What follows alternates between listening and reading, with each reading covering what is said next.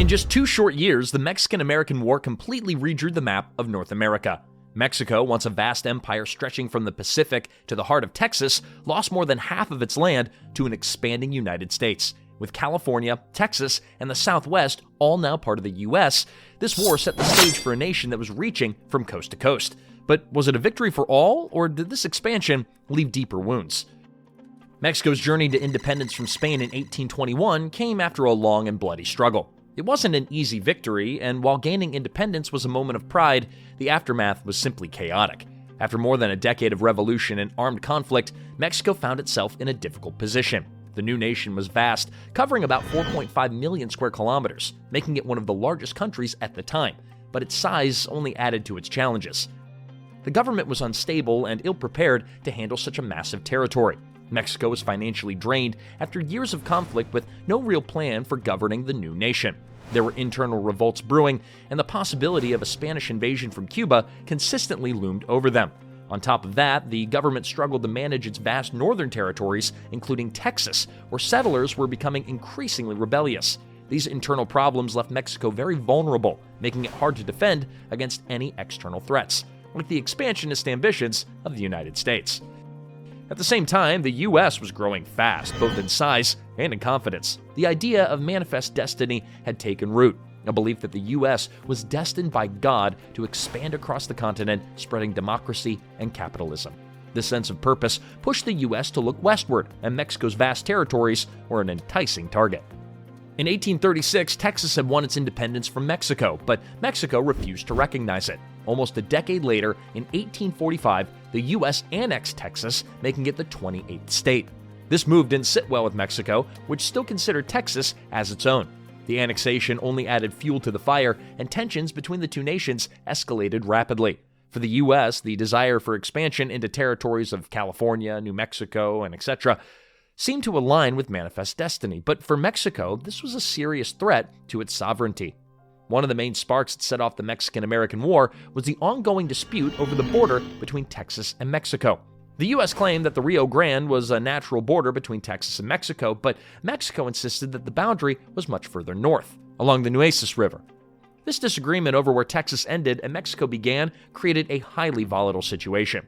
Skirmishes started to break out as both sides sent troops into the disputed territory. In 1846, Mexican forces attacked soldiers stationed in the area between the Rio Grande and the Nueces River. This attack was a clear sign that the conflict had reached a boiling point. The U.S. used this incident to justify a declaration of war, framing it as an act of American aggression. However, the real issue at hand was the desire of the U.S. to expand its territory and Mexico's struggle to maintain control over its vast lands. With these border disputes, the war became inevitable. The Mexican-American War saw several key battles that shaped its outcome. Each one played a crucial role in the larger story of U.S. expansion. The first major clash occurred at Palo Alto in May of 1846. American General Zachary Taylor's forces faced off against Mexican troops, and although outnumbered, Taylor's use of artillery gave the Americans a clear advantage. Just a few days later, Taylor scored another victory at the Battle of Resaca de la Palma, pushing the Mexican army back across the Rio Grande. One of the most important battles, though, took place in Monterrey in September of 1846. Monterrey was a fortified city, and Taylor's troops had to navigate through urban warfare, which wasn't something that they were very used to. After a hard-fought battle with heavy casualties on both sides, Taylor negotiated an armistice, allowing Mexican forces to leave the city. The city boosted American morale and showed the strength of Taylor's forces, but the toughest battles were still ahead. The Battle of Buena Vista in February of 1847 is the one that stands out. Santa Anna himself led a Mexican force of about 15,000 men to face Taylor's much smaller army of 4,600. Despite being outnumbered, Taylor's strategic positioning and the clever use of artillery helped the Americans hold their ground.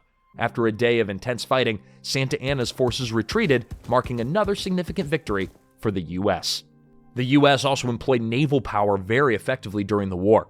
A key moment came in March of 1847 with the amphibious landing at Veracruz, led by General Winfield Scott.